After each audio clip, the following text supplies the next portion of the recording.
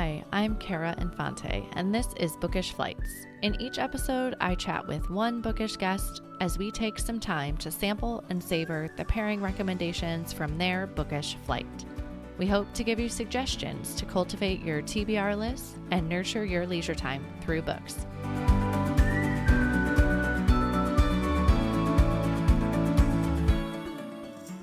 In today's episode, I am chatting with Matt Mattson. He is an entrepreneur, public speaker, and author who has shifted a large part of his attention to the world of faith.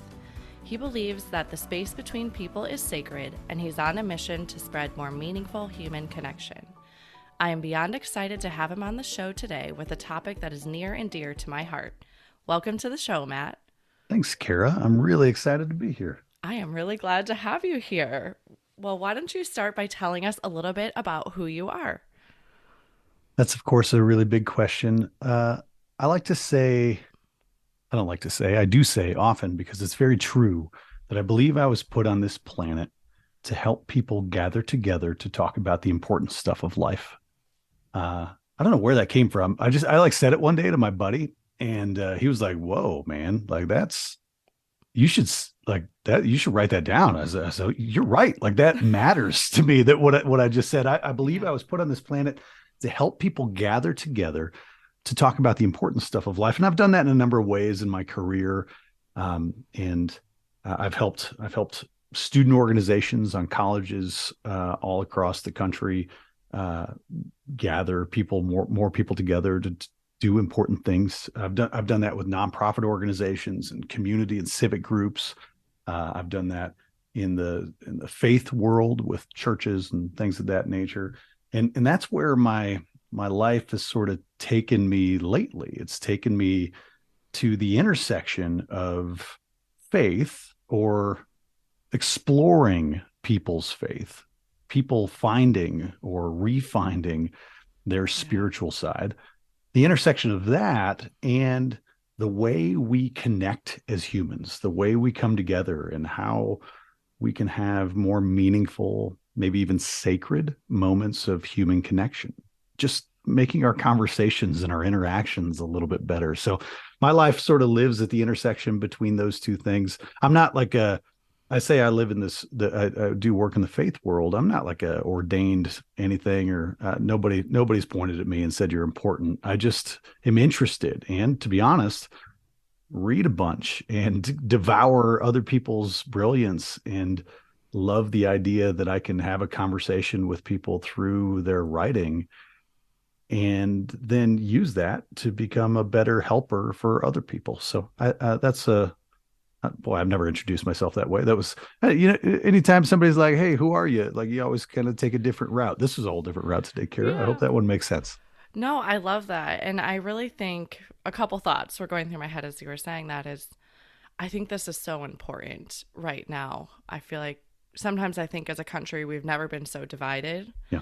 And so I think these opportunities to just improve our communication skills, to be able to talk to one another, no matter where you're at on the spectrum of things, right? Yeah. But to be able to have meaningful conversations. But I also think what you're saying about you feeling this was your life's purpose, I feel like so many people are searching for that, right? Like that I know I pray about that often, like, what is my purpose here, right? And so for you to know that and write that down and have a friend say that to you, like, that's important, and you kind of get that, that's awesome. Yeah. For you to have that. Yeah, I appreciate you saying that. And who knows? I mean, maybe I'm wrong. Maybe this is just what I'm trying to do right now. And I have that conversation with people often that, they're often like, "I don't know what my life's purpose is. I don't know what the cause I'm trying to champion, or the thing I'm trying to do in the world."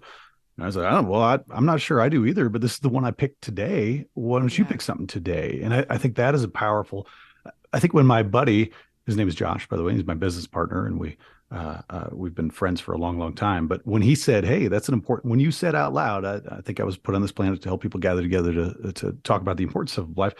When he said that's important, like that was him giving me permission. I think we need people in our lives to give us permission to be ourselves, right? We have so many other things in our life telling us not to, or telling us to try to conform, or try to meet certain standards or achieve in certain ways. And when somebody in your life gives you permission to run with that. That sounds like it's really you. Run with that. What a gift that is. And boy, to your other point, Kara, you're right. I think we are living in a lonely, disconnected, divided world that feels to a lot of people my age anyway, like it's getting worse by the minute. I don't know if that's true or not, or if I'm just getting Yeah. old and cynical, but gosh, if we can create spaces where people can come together across the political divide, or we can create spaces where people can come together no matter what their faith is, no matter what they believe, or even if they believe, and then come together and talk about mysteries. They can talk about the things they wonder about. They can talk about the big questions of life, the things that are hard as Yeah. humans. That's all faith was supposed to do anyway, I think. And anyway, I'm always excited when I can create those spaces or help those spaces thrive. Yeah. And I think that's to your point of these are the harder things of life. That's why we need to be able to communicate about them because we don't understand them. And things happen in our lives that we don't understand. And so I think we need that ability to communicate with the people around us to help us flesh it out a little bit to Yes. make sense in our lives. Yes. Yes. And we're practicing less and less, right? I mean, even pre-COVID, pre-lockdown and masks and stay 6 feet away from each other, pre all that, we had been getting, I mean, just more and more distant, more and more technological, more and more digital in our interactions, which means we're practicing little conversations less, which make us less and less likely to be successful at the big conversations or to be brave enough to have the big conversations or to even just be practiced at them and imagine the impact that's having on our kids and imagine the impact it'll have on other generations. This matters. It matters very much for us to remember how to be human with each other, how to connect, how to look each other in the eye and have real conversations again, like this. This is, I believe, a reason the self-help book industry blew up. I believe it's a reason podcasts have exploded in the way that they have, because you and I can have a conversation, but our listeners right now, your listeners can feel like they're in the room with us. That's why I love podcasts, because Yeah. you can sit there with people and just be there with them and feel a real conversation in a way that we don't get to in our normal work life or our normal family life that is so rushed and hurried and task oriented. I could go on and on, Kara. This is fun. Yeah. Well, that's why for me, I am a physical therapist by trade, which I've told you, but Yeah. I've taken the past 5 years or so to more be at home with my kids and my family. And we still have younger kids that are not school age. And so, but I missed those conversations in the clinic Yeah. with patients where I was spending 45 minutes to an hour with someone for 6 to 8, 10 weeks. And I really felt like I got to know people and hear their life story because pain is involved in their life story as well.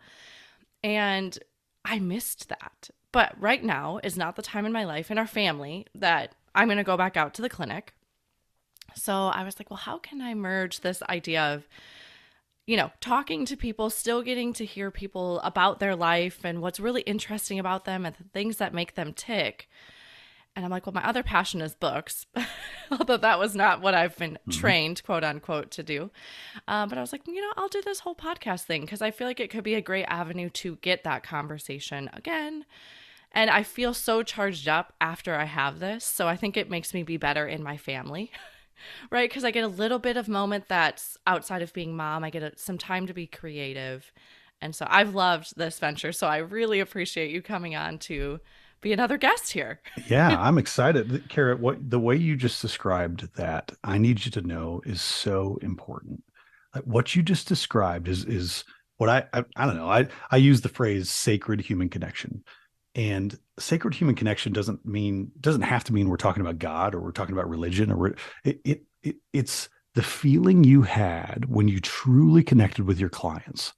And then you said, I'm going to find an avenue to recreate that in my life, not just because I like it, but because it makes me better. It brings out another side of me. I mean, Yeah. I think you just said like having a podcast might give you new energy to be an even more engaged mom and member of a family. Like that's a big deal. That is this is recharging your spirit so that you can give more, Kara. Like I want people to find that in their life. I want people to Yeah. understand that when they can connect in just the most real ways, I'll use the word sacred or powerful conversations. It gives you power and it allows you to take that energy elsewhere. And maybe that's what, some people might call it the Holy Spirit. Some people might call, I don't know what it is, but it is real. There's real energy in it, and it's a gift in your life if you know how to use it. How fun, Kara.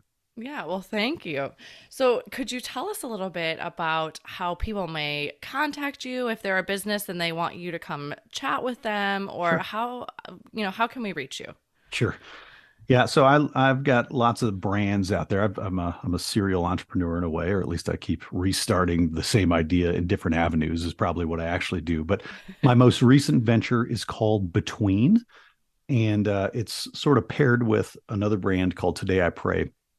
But this is all the faith oriented stuff. And this is maybe an open invitation to anybody in the world to participate in a completely free. This is not a business. This is me just doing something I'm really passionate about too, Kara. Sure. But Between is a digital global faith community that is a BYOB, bring your own beliefs community. I love And it's that. entirely focused on helping people transform their daily interactions into moments of sacred human connection. And so it's like a I don't know, like a digital, like an online mini church. I don't know, it might be some, but it's people of all faith backgrounds, no faith background, and it's pretty easy. So between.church is where you can find it, Okay. www.between.church, or on Instagram is where I live most of the time. I've got two handles you can follow me at Today I Pray for You. It's a long one, Okay. or at Fired Up Matt. Fired Up is spelled with a PH. That's the name of my first company that I started that is still going strong, and I'm really really proud of. But it's PHIREDMATT. Fired Up Matt is where you can find my personal Instagram account. That's where you see pictures of me and my family, and me trail running, and me hiking on mountains here in Colorado where I live. Oh, that's so fun. I love seeing that. So I will, listeners, don't worry, I will have all of that in the show notes. So if you're driving or you're out and about, you don't need to worry about writing that down. I will include that in the show notes. And I know Matt and I, we just started following each other yesterday, but I'm excited to see these hiking photos. My husband and I were originally from Chicago. Yeah, He joined the military, so now we've been traveling the world with the military, and we've realized that we really like being outside hiking, yeah. which growing up in Flat, Illinois was not a No, we didn't even know that was an option. Yeah, no, exactly. And we are not huge winter sports people, so we realized we like a shorter, less cold winter season. So we still don't know where we're going to end up forever when we're done with the military, but for right now, we're just using in the Navy to move us around, and maybe we'll find somewhere we like. yeah, yeah. Yeah, well, the Navy's got some pretty nice little locations it can place you in. We have been very, very lucky in our duty station assignments, so I have nothing to complain about there. Yeah. So, well, let's switch gears a little bit and let's talk about who you are as a reader. I know you've mentioned you read a lot and you devour books, so I'm really excited to hear about this. Yeah, I really think who you are as a reader is like ooh, that's a question. That is a question that hits deep in your soul if you let it. There's a mechanical answer, of course. There is Yeah. a I I've got I'm better at buying books than I am at reading them. I've got a stack on my nightstand here. We're here in my office, and I could pull. There's literally a stack of, I think this is 7 books sitting right next to my computer, just out of sight of the camera that we're recording on. There is I've always got books in my Kindle. I've always one half read in my Kindle, one half read on Audible, and 7 half read on my nightstand, and then one that I'm actually into. Right, like Yeah. that's the mechanical way that I read, and I don't think I'm alone there. But I also think there's a I'm I'm mostly a nonfiction reader. I'm Okay. mostly I don't uh, general nonfiction. I can't pick a category. If I categorize myself as a writer, I'm A, not very good, and B, I love it, and C, I'm very bullet pointy. I'm very 8 steps to your life success story. That's how I think, how I write, how I Yeah. and and so I've got a lot of books like that. I've got a lot of self-help books. I've got a lot of business books that have helped me shape some of my business ventures. But gosh, the ones that get me excited, I think, are the ones that speak to my soul. Most of those are nonfiction. There's a Yeah. handful that I can think of that that have been fiction, that have been either great works of sort of historical fiction or some more recent authors that just sing to you, right? Hmm. Um, but I think I also had the thought, who am I as a reader? I also had the thought that I collect books because I think they make me feel more legitimate, Kara, if that's okay to be honest about. I think Yeah. if the more books I have in my house, the smarter I think I am and the more confident I feel about things. Maybe that's rooted in some, childhood insecurity, being from a small town, not feeling like I'm made for the big time. So Yeah. I think I keep reading books by people I think are cooler than me, more impressive than me, and then I feel like I get to absorb a little of their impressiveness. That's a little part of my reality. I think that's it's funny. The books on Kindle or on my e-reader or on Audible, I like, and I'll have one to offer today in our flight. But Sure. uh, I don't like that I don't have it in my house. And I have, in fact, read a book online, read an ebook, and then just bought the physical book so that I could have it as a trophy in my house. That's me being honest and admitting something to you, Kara. So Yeah. I don't know. We could psychoanalyze that another day, I would guess. I recently, actually, just my birthday was in March, so I told my husband, I was like, okay, I think it's time to get a Kindle. I had one like many moons ago, but it was the Yeah, first generation one. And then it just kind of bit the dust because technology progressed past it. And I was like, I think it's time. Now that I've been doing this, I've had some authors on the show and they've sent me their books in the ebook format. And I'm like, I hate reading on the iPad because it's yeah, so distracting. There's yeah. so many things coming in, or I Yes. could do.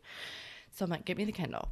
But I had it last night and I love the books that I'm reading on there just as much as I love the Mm, physical book. But I think mm. what I've discovered that I don't like is the heft of the book and knowing how far along I Oh am. I yeah. know I could look at the percentage at the bottom of the screen, but that is just not how I've been taught to read or No. trained myself in reading. And so I realize that's what I think I don't like about it is that I'm not seeing the pages get smaller and smaller on the other side of the book to know I'm like almost done. Kara, I absolutely look at the percentage and then imagine in my mind holding a book and like how far along, like Yeah. I I I physically picture it in my mind so that I can think about how few pages I have left or how thin the right side of the book is. Absolutely, I know that feeling. Yeah. And I'm like, and it seems so daunting when it says like you're only 12% of the way. But I feel like if I was reading a physical book, I would think, oh, there's so much to come in this Yeah, book. Like it's interesting yeah, how my mindset has been yeah, different with reading on this Kindle that I've recently acquired or reading a physical book. And I'm like, yeah, that's why do I have that? That seems so. It's 12% in physical or yeah, 12% on Kindle. It does not yeah, matter. yeah. But I have a different mindset around it, which I just Yes. was laughing at myself last night. So, all right. Well, and then I imagine actually with your job Mhm. and what you're doing going out in the world, I actually think how you said you're a writer in bullet point format, I think that's probably more approachable for what I'm imagining you're teaching, like seminars, or you're Yeah, going in, and so bullet points are what you need in your yeah, world. So it's good yeah, that you're yeah. good at writing that. Yeah, you're right. That it is. I'm a pro at putting together a PowerPoint slide deck with just the right amount of points, and there's always 3 to 5, and I always know where to put them, and I know how to put a story at the beginning and put a story at the end, and yeah, so I end up writing in the exact same way, whether I'm just writing online or I'm writing for Instagram, which I've turns out I did not know when I started using Instagram that it was going to be my primary writing medium, that would be a place that I would get to be creative and actually explore my words and explore my ability to write in new ways. But that's a space, or in some of the books that we've worked on, like yeah, I am bullet points work for the type of work I'm trying to do. Yeah. Well, that's really cool. Well, let's jump out to our book flight today. So I'd love to hear what your first book of our pairing is going to be. Yeah. My first book today that I want to offer is called Wholehearted Faith by Rachel Held Evans. It's funny, as I was reviewing this book, this book I read in January of 2022. So a little over a year ago now, about a year and a half ago. And I think part of reading, I referenced this earlier, but I really believe this. Part of reading, part of the reason I've fallen in love with reading is that it allows you to have a conversation. And I mean a two-way conversation. I don't mean a conversation where you just sit and listen. Yeah. See, I think when I pick up a book, I'm picking it up with all of my needs at the moment, all of my dreams at the moment, all of my problems at the moment, all of my stresses at the moment. Mm. And all of those things are meeting the words of the author. And that's why sometimes when I pick up a book, I don't read. I don't I get bored and I set it aside. I roll my eyes at it because it doesn't meet, it's Yeah. not showing up in an authentic way for me at that moment. But this book, Wholehearted Faith by Rachel Held Evans, showed up for me in January 2022 in such a pure way, such a real, wonderful way. I think I was probably going through a bit of I don't know, one of the many career moments of career crisis, or sort of what am I doing here? Is this work matter? I'm sure I'm not the only person who's Finding ever your had that. purpose. Yeah, Yeah. that's right. Yeah, and then forgetting it and refinding it. Yeah, but I picked up this book, and I was really just trying to figure out how can I make some of the things that I'm passionate about, especially in the faith world. How can I bring that to life? Is that even possible for me? And this book was just sort of sitting on my shelf, I think, or I don't know where it came from. It was just one of those I guess I'll just read this book. And it showed up for me to just answer those questions, but not a literal way at all. So wholehearted faith, I want to tell you, one of the coolest things about this book is not even the content of the book. It's the story about the book. Yeah. So Rachel Held Evans, a pretty popular Christian author, especially in the sort of progressive Christian space, the sort of maybe post-Christian space, the deconstructing Christian world. And she had gotten pretty popular, right? Like Yeah. famous people knew her. She was on some TV shows, on The View, that kind of things. She's written a bunch of books. The first book I read of hers, I think, is uh, it's called Evolving in Monkeytown, but she's written a bunch of other ones, Searching for Okay. Sunday, a bunch of others. Um, anyway, she in 2019, I didn't know this. I didn't follow her really closely. I was just a fan of some of her books. Sure. Um, and I pick up this book and I'm reading it and I'm like, what is this introduction? Well, it turns out in 2019, I hadn't realized that she had passed away. That she's and this book was published posthumously because Wow. her husband, after she died, and she died suddenly, she died sort of within a month of getting an infection from a medication, like an allergic reaction to a Wow. medication. She's 37 years old, Wow. a mother of two young kids. And her husband asked her friend, after she died, his name is Jeff Chu, asked him if he would finish this book for her because she had an 11,000 page manuscript stored on a thumb drive, or on a computer someplace. And he Wow. said yes. And I think just the introduction, just like the story about what this book was going to be, kind of shook me a little because it sort of challenged me, somebody who's a little older than that, but in that same sort of age range. Yeah. Wow, what if that happened to me? Yeah. How would people honor me? Like, what a way to honor a person. What a way to finish her work and give it to the world because it deserved to be out in the world. What a way to honor a person. And Yeah. I so, have the chills. Woo. yeah, part of this book is not even the book. It's the story of the book that is just so beautiful. So Jeff Chu took that manuscript and a bunch of other of her works and did a bunch of research and just took this book over the finish line, but doesn't doesn't insert his voice, tries to really make it Sure. Rachel speaking to us still, and it's just a beautiful gift to the world. The message of the book is this idea of what does it mean to live with a wholehearted faith, even or maybe even especially if your faith includes a significant amount of doubt.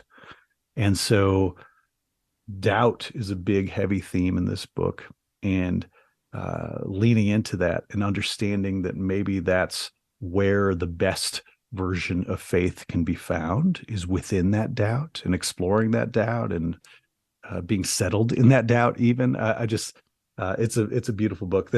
Maybe the last thing I'll say in my little Yeah. monologue here about this book is that it's she uses an old Jewish prayer called the Shema uh, to sort of structure the book a little bit. Like it's sort of weaved, that prayer is weaved throughout the book in different ways. And there was something about her using that prayer that challenged me personally to think about my own prayer life, as it Yeah. were. Uh, a prayer was always something that, especially prayer out loud. I'm not one of those people who can stand up and be like, say all the right fancy Christianese words to make everybody feel like I'm the cool guy who knows how to give a good prayer. I stumble through. I'm kind of half sentence guy in prayer. And so I started to think about, why is that? Why am I afraid to pray in front of people? I'm a professional speaker for a living. Yeah. Why when I was asked to officiate my best friend's wedding, I was like, yes, but I'm going to ask somebody else to do the prayer parts. And I've got lots of stories related to that, but gosh, what's that about? And I thought I'd explore it more. And that actually is what made me start a daily prayer habit that I posted on Instagram. And that's what the Today I Pray for You Instagram account actually is. It's just me practicing praying out loud every day. You're And challenging yourself. yeah, Yeah. and feeling how building a habit, a positive, meaningful habit to me. And by the way, praying in my own way, not praying in a way that is trying to impress anybody else, but just praying for myself and then posted it on the internet. How does that transform my life? And gosh, it's transformed in a lot of ways. And I could draw it all back to the fact that Rachel Held Evans in this book, man, she used that old Jewish prayer and she explored it throughout the book. And it was just sort of a subtle thing. It wasn't 8 steps to build a daily prayer habit, right? Which is Sure. what I probably would have preferred. But it was, boy, it struck me. It struck just the right chord in my conversation with this incredible author at just the right time in my life. Yeah. And back to what books do for us and what you're saying, I think that that's amazing. Like that one book, Hmm. look what it's created for Yeah. you. That's incredible. Here, if I Right. can be really honest, when I was reviewing this book for today, for Yeah. this conversation, I didn't remember reading most of it. Like when I was Sure. like flipping through the page, I was like, I don't remember any of this stuff. But wow, I know for sure that it knocked me over at the time, right? Like Yeah. it feels like it. Reading can sometimes be this temporal thing, this thing that happens in a moment, a real conversation in a real moment in your life. Yeah. I actually have the last quote in the show is books come into your life when you most need them, Yeah, along those lines, because I yeah, totally believe that. And I actually think I also have this belief that people do too. yes, yeah, So books and people, they come into our lives when we most need them. And that doesn't always mean it's going to be a good interaction, yeah. right? It could be a bad interaction, but it's going to teach us a lesson. And wow, what for this book, this Yeah. is amazing. I think I love what you were talking about with doubt, because I think that is, from what I have heard of, is a huge resistance for a lot of people to maybe explore their faith a little bit more because they feel like they're not going to be accepted because they have this doubt, That's right. when actually no, like it's universal, and it's universal love regardless of your doubt, Yes, right? yes. Yeah, Carrie, you and I agree there. I actually gave a TEDx talk a few years ago on the idea of uncertainty. The entire talk, actually, I gave the entire talk in question form, which was a heck of a challenge for myself too. But Wow. it's a fun talk. I don't know if anybody else likes it, but it's something one of the things I'm most proud of. Yeah, I'll have to Uh, check it out. yeah, it's super fun. It's called Curiously Uncertain. You can find it on anyway, I can send it to you later. But man, I Okay. love it. But the reason I mention it is because I am passionate. I often say I worship uncertainty. I have no idea what the answers to the big questions of life are. I just love wondering about them with people and trying to figure it out together. And if you have to have doubt to do that, you have to have uncertainty to do that. I think certainty limits us. Certainty limits our ability to relate to each other. It limits our ability to grow and to learn and to experience deeper spirituality or deeper human connection. Uh, but uncertainty unlocks that. Doubt is a key, I think, to growth. I really do believe that.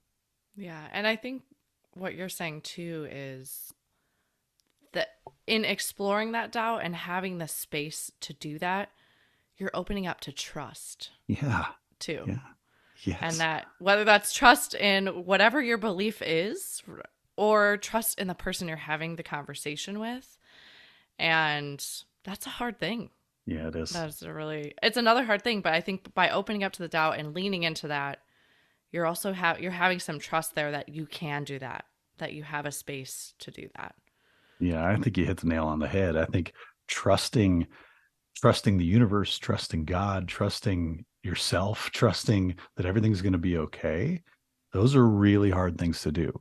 And Yeah. so being certain is a protection against that. Saying, well, I know I know that I'm right. That is a protection against that, right? That is a protection against that, the thing that is really scary, which is truly trusting. Carrie, you hit the nail on the head. Yeah, in recent years when we've experienced, hardship or grief or things that have come into our life, I've really changed my attitude towards it now, or the way I approach God. I'm no great prayer writer or Mm-hmm. speaker myself, but if just switching the gear a little bit to say, I know you're here. I know this is here to teach me a lesson. I Mm-hmm. don't want to go through it, right? Of course. I'm like, there's Yeah. doubt. I don't want to go through this. This is going to hurt. This is going to be painful. This is going to cause grief.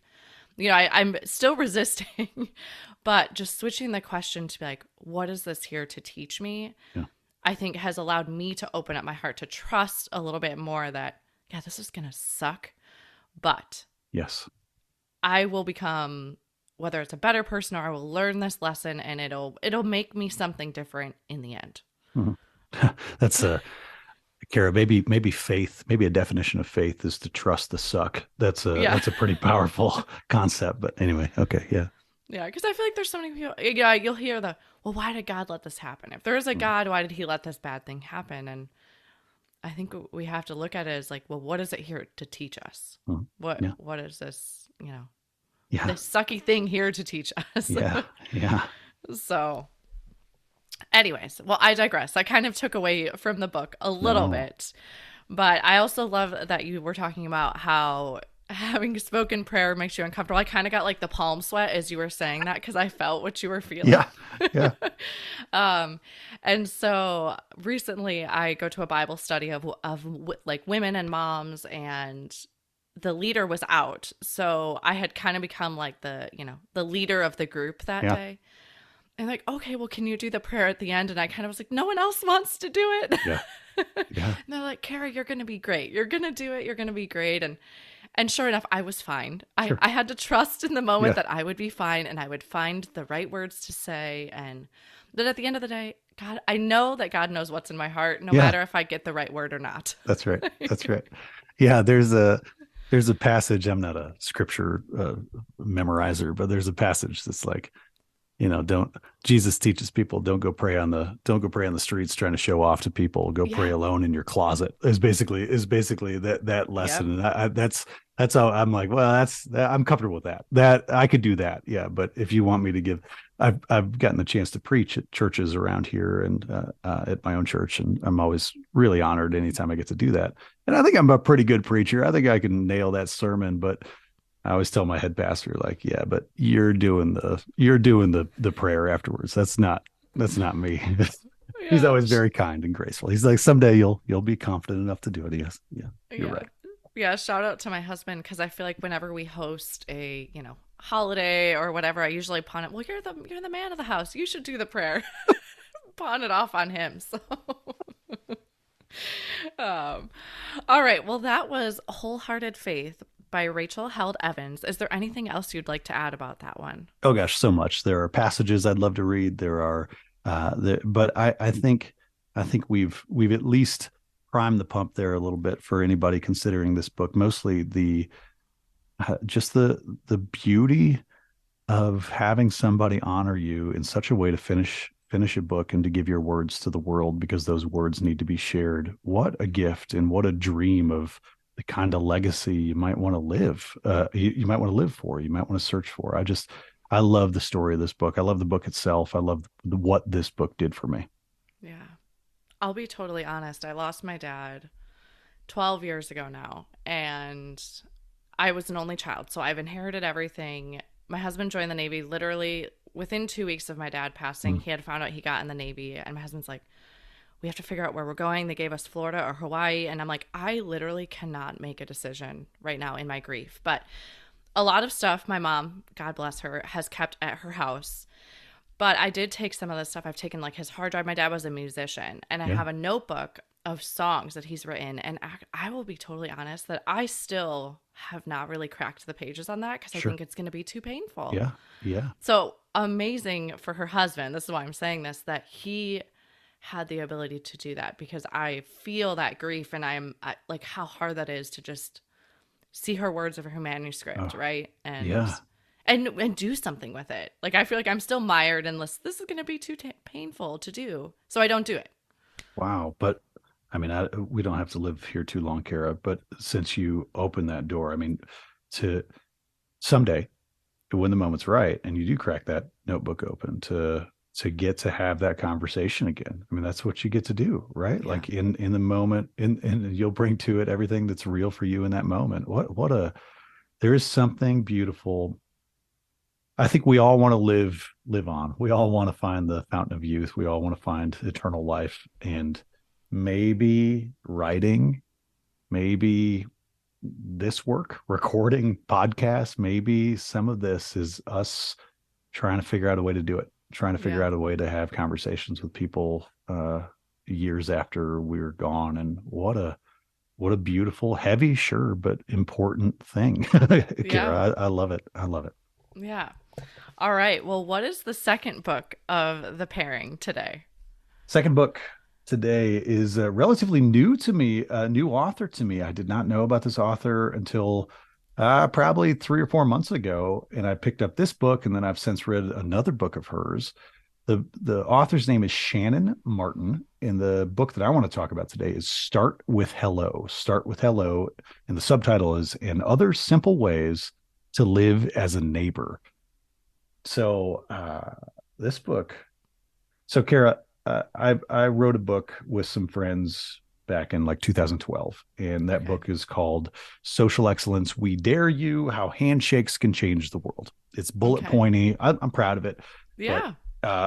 and it helped solidify our speaking career and our consulting career in lots of cool ways. That books are powerful and what they can do for a person too. If you've got a book out there you're thinking about writing, gosh, just write it. Just write it. See what it does for you. It's a powerful thing.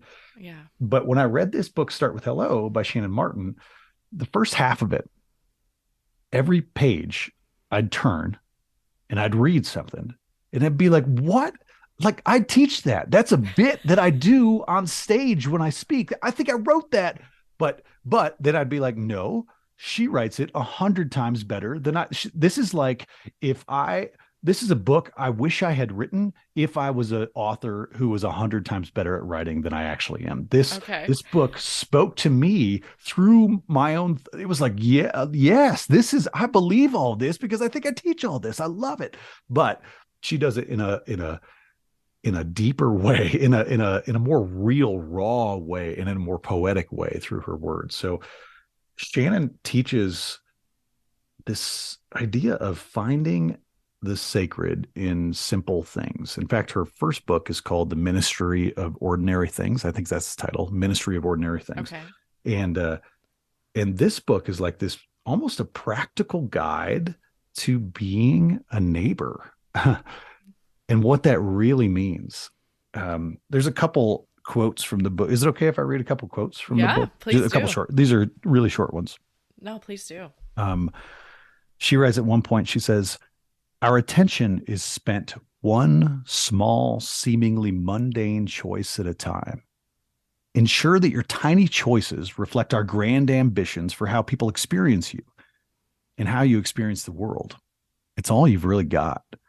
Man, this is what I mean. This is literally from the stage. I teach this over and over. One of my favorite lessons to teach is every moment is a choice. And the choices we Yeah. make in any little momentary interaction that we have with somebody else, the way we fill the space between ourselves and somebody else at any given moment is who we are. That's all we've got.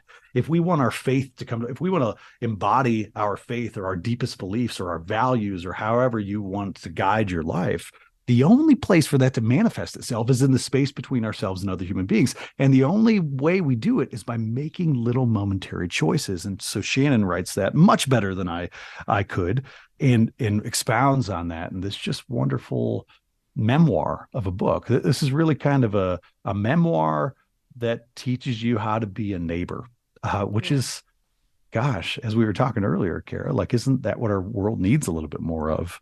So she expounds on the neighbor thing. Here's a little short section of Shannon's writing. You are my neighbor. I commit to seeing your humanity first, then ask questions later. You are my neighbor, and I am here to care for you in ways that are tangible and loud. I love that. Wow. Care for you in ways that are tangible and loud. Shannon talks about opening her house, like radical openness in the way that she opens her house. She and her family moved to Goshen, Indiana, which is, here's the other thing about this book. Goshen, Indiana is about 30 minutes from where I grew up. I don't live anywhere near there anymore. Interesting. Yeah. Okay. But I grew up in this real small town in Southwest Michigan, right on the border of Indiana, and kind of working class town. I didn't grow up with a lot of money, a lot of fancy stuff. That's not a Yeah. world that I come from. And she talks about moving into this town, not with a lot of money or anything, but moving into this town and moving into maybe even a poorer part of this town, intentionally to be with people, to live in a way that is truly aligned with what she and her husband believed. Her husband, I think, is a maybe forgetting a detail, but I think he's a pastor. But I know he works in a prison nearby. He works Okay. with the incarcerated, and so many stories in this book are about them opening the doors of their house and actively reaching out as a neighbor to people who are in difficult moments in their life, whether they're just coming out of prison or they're dealing with addiction or they're dealing with just the struggles of everyday life in America. But there's something so familiar about the places and the setting and the people that she talks about in this book. It's like, I know this. And that was Yeah. the thing that first struck me about this book was when I first started reading it, I was like, does she live where I grew up? Like, is this about me? Is this, there is something, so the anecdotes were just so, they felt like walking down the streets of my town that I grew up in. And I don't return there very often, and I'm not deeply connected there anymore. So it was Sure. nostalgia mixed with, I don't know, some other feelings that are a little complicated to explore. But um, Yeah. gosh, Wow. I love this book. The back half of the book gets into, this is one of those, I should have checked the published date. I will while we're talking, because this feels like, yeah. So this is published in 2022. Okay. Um, Clearly written in 2021, right after sort of the Black Lives Matter movement rises in a really powerful way in this country. And there's a sort of the back half of the book sort of addresses this Shannon, an author, a white woman, um, reconciling her understanding of an experience of race in America and race and the intersection of socioeconomic experience in America, and sort of all of those things that really kind of in a raw way explores that for her. Again, a really cool conversation to have with an author that is temporal and that is of the moment and that is real when it was written. So anyway, this book is, I teach the idea of how to connect with people.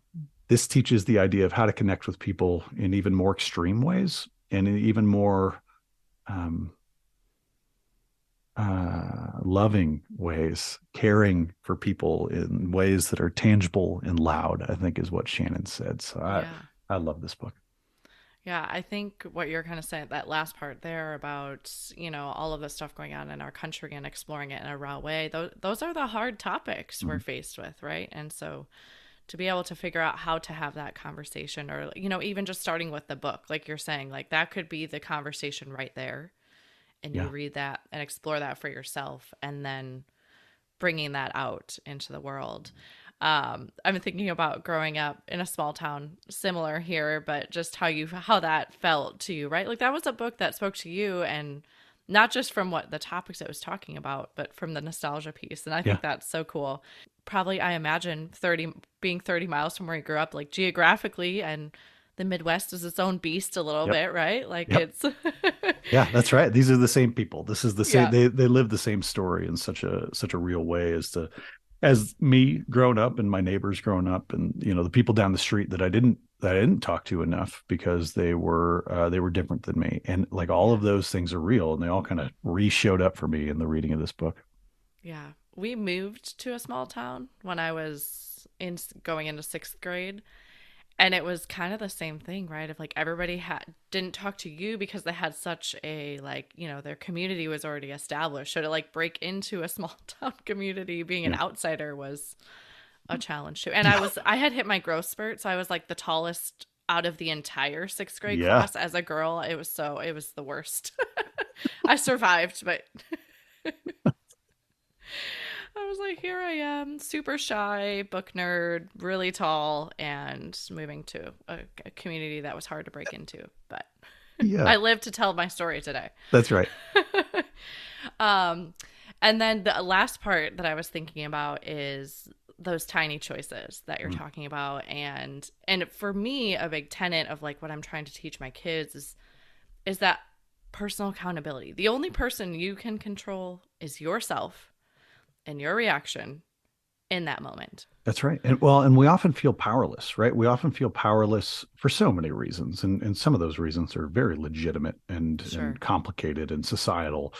And when we realize we have power over the next choice we make, we have power over whether or not we wave to the neighbor across the street or we avoid eye contact. We have power over Yeah.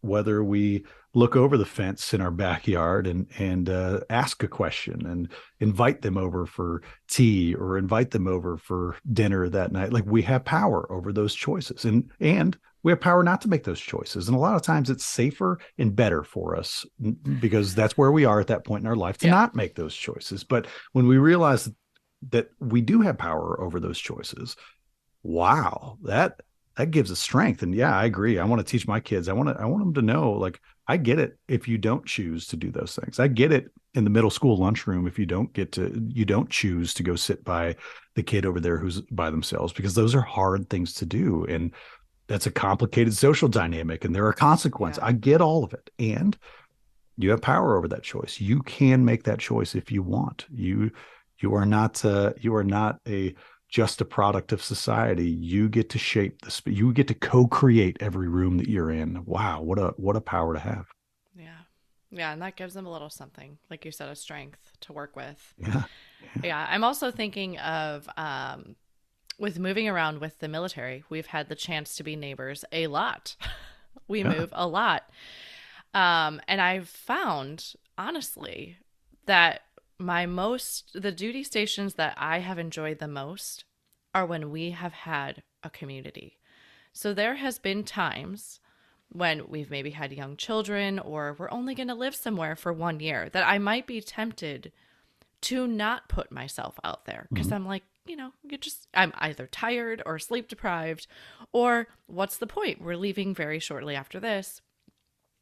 But if I look back over the 12 years of doing this, the places that I've enjoyed the most is when we have, and it might not be a neighbor per se, but when we have a community, when we've put ourselves out there and integrated ourselves, and we have this community of people to build you up. So, what a powerful way to do that in just your living situation, right? In your neighborly situation. So, it gives me a little bit of, oomph behind, like, no, I need to, for me to change, right?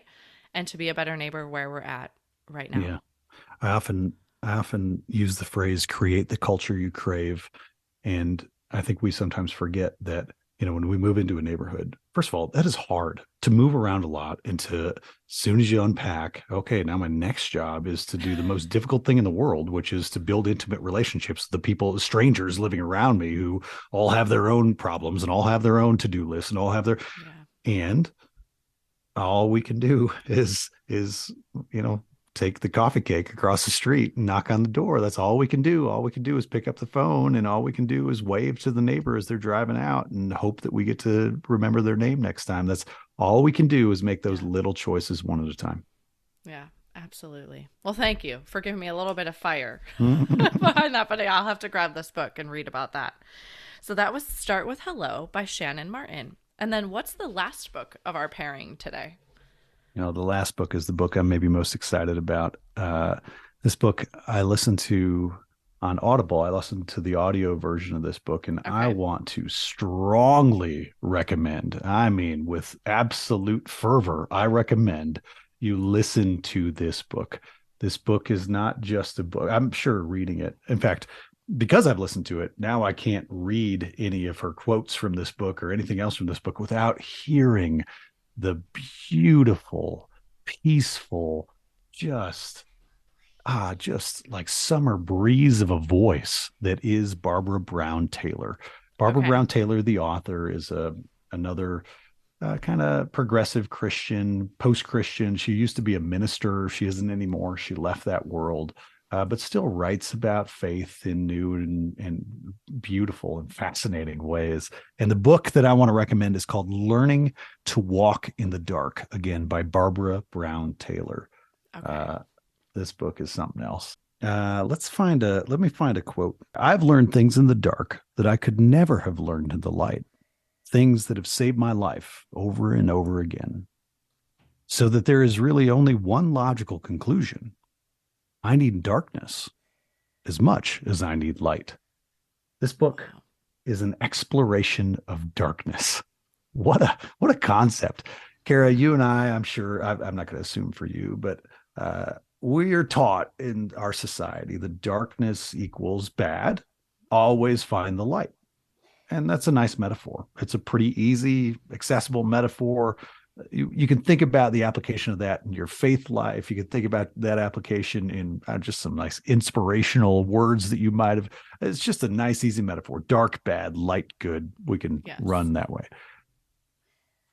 But Barbara Brown Taylor in this book, I mean, poetically explores darkness in a new way and suggests that maybe darkness, emotional darkness, physical darkness, maybe it has a lot more to teach us than we knew. Maybe we've been avoiding it all our life, and a lot of the answers we're searching for were there all along. We just had to be not afraid of the dark anymore. So she explores mental darkness, emotional darkness, spiritual darkness. She actually does a whole section near the end where she goes into a cave. She wanted to explore darkness in such a way that she flew somewhere, I don't remember where, somewhere in the southeast, and Wow.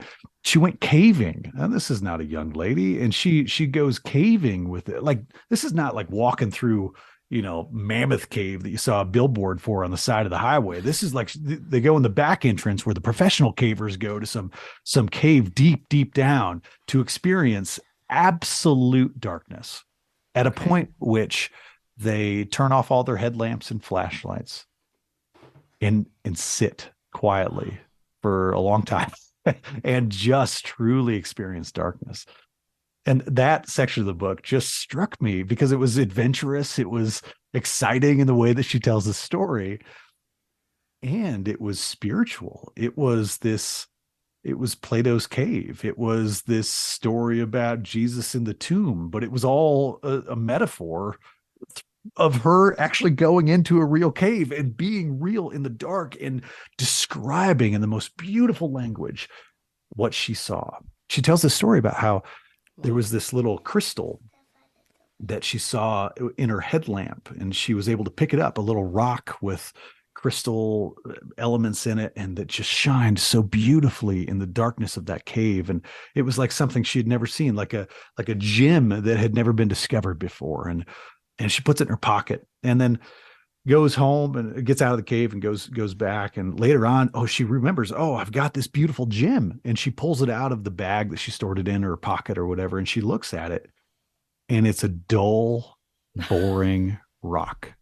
And she says, what happened? Like, what is this about? And she tells the story in such a way that, like, she realizes that the beauty of the rock could only shine in the darkness, because in the light drowns out the beauty, all the noise of the light. And so we've got to somehow and how that might teach us some things about ourselves. How when we experience darkness, maybe instead of running away from it, maybe we can realize that it's the only place we can see, the only time we have the gift of a chance to see the beauty that shines there. And if we look hard enough and if we're brave enough to stay there, maybe we might discover the beauty that's in there. I'll read one more little quote. Barbara Brown Taylor says, after years of being taught that the way to deal with painful emotions is to get rid of them, it can take a lot of reschooling to learn to sit with them instead. Finding out from those who feel them what they have learned by sleeping in the wilderness, that those who sleep in comfortable houses may never know. She does this whole other anecdote. I won't tell as long of a story, but where she goes to this kind of little dinky cabin in the woods and sits there by herself, and she's afraid, and it's scary because she's out there by herself in the woods in the dark in a non-secure cabin. But the dealing with the emotions of fear and dealing with the emotions of loneliness and isolation is a really powerful thing, because those are emotions that we all deal with every day, but we're not practiced in. And there's something about feeling the extreme of those. She wasn't actually in danger. She was okay. Sure. She knew that, but feeling an extreme of those. Yeah. Or the doubts crept in about it, right? That's right. Yeah, that's exactly right. Yeah. So gosh, and I just want to say again, her voice is relaxing. It is intoxicating. It is spiritual in itself. And listening to this audiobook in the car was like the most, it was transcendent. It was intoxicating. It truly was. It was, I just love her voice. Yeah. Wow. That sounds incredible. I'm thinking about just the other night, my husband, we got the kids to bed and he was like, I need to go get gas really quick because he leaves pretty early in the morning. So I'm sure he didn't want to deal with it first thing. And our youngest had started, moving around upstairs. So I thought I might have to go up in the bedroom. And I'm like, well, text me when you get back because I'm going to lock the door. It's dark out. And it's like a sliding glass door out to the alleyway. And I was like, I'm going to lock the door. So just text me when you're coming back and he kind of looked at me and I was like, and just what you're saying, like I was afraid. It's dark out. I don't know why I think more sinister things might happen in the dark, but I'm like, in case I have to go up into the room with the white noise on, I'm not going to be able to hear downstairs. So just text me when you get back and I'll come down and unlock it. But like I was not afraid that like nothing was actually threatening me, but I had this moment of like, no, it's dark and I don't want to be upstairs where I can't hear to protect my family while he's gone. Yeah. Yeah. No, that's real. I still won't go in the basement with the lights out. I will not do it. I am okay saying that. I'm secure enough in my manhood to say, you know what? I'm not gonna. Yeah, or running up the stairs after you turned the light off downstairs. I would scamper up like, nope, okay. We don't have basements here in California, but I did that when I lived in the Midwest. The other thing I'm thinking about as you were talking is the darkness, or these times that we're talking about that are hard or challenging to our life. That's when we're really going to make a change. You're not going to make a change in your life, a radical change, let's say, when life was all hunky-dory and you're happy and it's light and you're not going to make those radical changes to your life and to your human spirit until you go into the darkness. And I'm imagining maybe what she's talking about in this book is exploring that so you can do that. Yeah. I think that, finding a way to be comfortable or slightly more comfortable in the darkness, because we're all going to be there at some point. Yeah. And if we're all going to be there at some point, we may as well know how to navigate in the dark. We may as well know how to walk around and not bump into things quite as often in the dark. Yeah. Or resist it, right? Because I think that's our tendency, is to resist the hard. Yeah. So it is. Wow. I love this book. Well, that might be my, actually my girlfriends and I, we have a little book club and we do a lot more like self-reflective, self-help type books. And I love doing it in that capacity because I think I highlight a lot more because I want to have talking points to talk about when I go to book club. And then talking about it a second time, it really does help you integrate it into your life versus just like you said, maybe surface reading it the first time. You might get some points out of it, but I forget most of it, right? Yeah. A fictional story, I could tell you the story arc of how it went, but Yeah. um, I've loved it for that reason. But we're looking for our next book, so I'm like, oh, that might be a really good one to I read. love it. It is somehow both about the darkest moments in our life, and it is entirely uplifting from the first page to the last page. There's nothing that sucks you into a dark place, actually. It just gives light to the dark, to borrow from that broken metaphor. Yeah. Well, awesome. Thank you so much for sharing that with us. So that's Learning to Walk in the Dark by Barbara Brown Taylor. Is there anything else you'd like to give us for parting words on that one? There is a light that shines in the darkness, which is only visible there. I'm just going to say that line again. Yeah. That is, those are her words.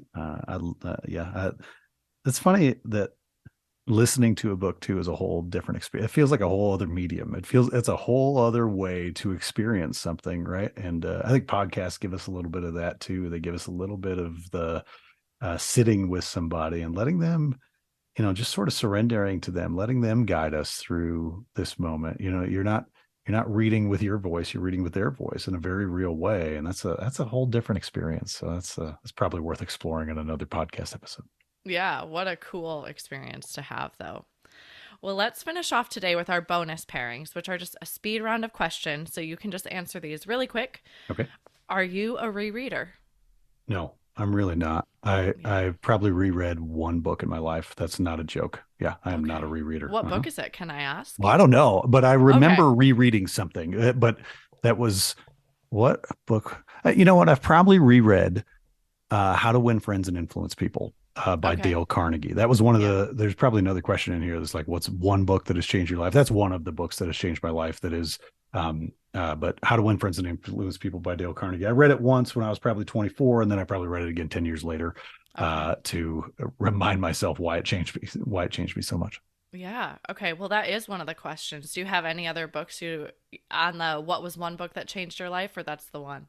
I've got buckets but that would be, there's another book that I thought about that I would never say out loud. Uh, when I was probably 22, no kidding, I read the book Evelyn Wood's 7-Day Speed Reading Program. And it Okay. was about how to read faster, but that was a little bit about my identity around reading. Was I'm a slow reader and I don't like to read. Interesting. Then I read that book and I was like, oh my gosh, it actually worked. I read the second half of the book twice as fast as I read the front half of the book. And as it turns out, like there were some good tips in there about how to experience a book, not just plod through it as like maybe I learned in middle school, right? Yeah. And anyways, that book that changed my life, not in a weird way, because it gave me confidence. It invited me into books more. It Yeah. said books can be easier for you to access. Books don't have to, you don't have to read one book a year. You can absorb books and dive as deep into books as you want to. You can Sure. experience books in your own way. It kind of gave me permission in a cool way. Oh, I love that. That's really cool. Where is your favorite place to read? Airplanes. And I don't get to fly as much anymore, which is great because I get to be with my family a lot more. But for a Sure. long part of my career, I would travel a lot, like jump on an airplane, once or twice a week and go to some place to speak or go to some place to teach. Um, and I would love to read on early mornings. Give me a book on an airplane. And now when I travel, I feel like I watch TV, I watch movies, I can download so many things, and I like it kind of takes away from some of that reading time. So uh, the other place is maybe a few times a summer, I will take a day where I don't really work, and I'll lay on my hammock in my backyard and just Nice. disappear from the world, and I will read an Yeah. entire book in the backyard. That is a little gift in itself. Yeah, absolutely. I think to your point on airplanes, I think there's some excitement too about picking out the book that you're going to Oh bring. yeah, yeah. There's a little that adds a little bit of intrigue to the Yeah. book. Oh, and then it's in your bag the whole way there, and you're thinking, Yeah. "Oh, I'm going to pick up the." Yeah, absolutely. Yeah, yeah. All right. And then lastly, what are you reading next? I am halfway through a book that is blowing my mind and challenged me in a new way. And I've set it aside, but it is still the book that I actually think I'm reading right now, but I probably haven't picked it up for 2 months. The book is called The Meaning of Mary Magdalene. Okay. So it's a faith book, Meaning of Mary Magdalene by Cynthia Bourgeau. And I'll be honest with you, I didn't know anything about the Gnostic Gospels, the sort of these ancient texts from people like Mary Magdalene, people like all the Gospel of Thomas, the Gospel of Mary Magdalene. I don't know anything about that because they're not in sort of the canon Bible, Sure. the normal things that people know. And boy, oh boy, I started reading this, and it's kind of blowing my mind because, as it turns out, like there are these ancient texts that blend Eastern philosophy, Eastern spiritual philosophy with how I've come to know sort of Western Christianity. And I get excited as somebody who loves uncertainty and curious and is super curious and is an interfaith universalist. I am passionate about, whoa, like these things, they're not separate.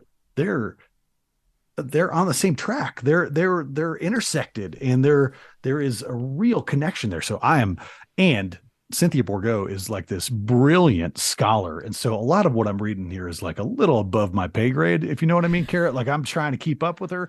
And so that's part of the reason I set it aside. Like I gotta build up some stamina to get back into this book, not because it's boring, but because it is smart. And I am not quite that smart. And it is fun to keep up with. Yeah, absolutely. Yeah. Those are my morning reads, like the ones that take a little more brain power. Yeah. Have you read The Book of Joy? Yes, I absolutely have. Okay, because I was thinking that is one that integrates, right, like the Dalai Lama. Yeah. And Archbishop Desmond Tutu. Archbishop, yeah. I was like, I had a moment of like, I'm picturing the cover. Yep. Have you seen the documentary about the writing of that book? I have not. It's out right now. I don't know. Okay. It's on one of your streaming services, but look for it. It is absolutely worth watching. It is beautiful watching the two of them interact. I actually gave a sermon on that book and that documentary and on the things we could learn from watching His Holiness the 14th Dalai Lama interacting with Archbishop Desmond Tutu, and the way they looked at each other and the way they used humor and the way they were just normal men, just a couple of regular dudes having fun with each other, poking fun at each other and loving each other actively in a moment. It is beautiful to watch that. And that book is awesome. I agree. Yeah. And I love how they come from such different backgrounds, but they were always arriving at the same ideas about a topic, but from a totally different background. So it was like this circumspect way of coming around to what they were saying and coming together. And I thought it was very beautiful too. But I thought of that when you said that. So well, thank you so much for your time today. I really appreciate it. I know it's precious, so I appreciate what you have given me today. Kara, this is if I could do this all day. I didn't know there were people I could just sit around and talk about books with. Kara, this is one of my favorite things I've done in a long time. Thanks for inviting me. You're very welcome. Thank you so much.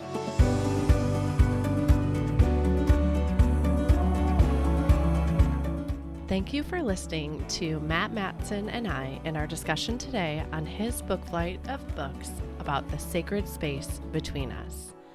We'd love to hear what other books you might pair with this book flight at bookishflights.com. That is also where you can find more information on today's flight and any other books that we talked about today. I want to inspire a community of readers. So whenever you share a post about what you are reading or what you are picking up next, especially if you have heard about the book on the show, please tag us. Follow us on Facebook or Instagram at Bookish Flights. This is a brand new show, so if you enjoyed it, please head over to Apple Podcasts and give the show a review. Your review not only helps me, but it also helps the show reach others. Make sure you are subscribed on Apple Podcasts or Spotify to make sure that you will not miss an episode. That's it for this episode. Thank you so much for listening. As Emma Thompson said, I think books are like people in the sense that they'll turn up in your life when you most need them. Cheers to you, dear readers. Until next time.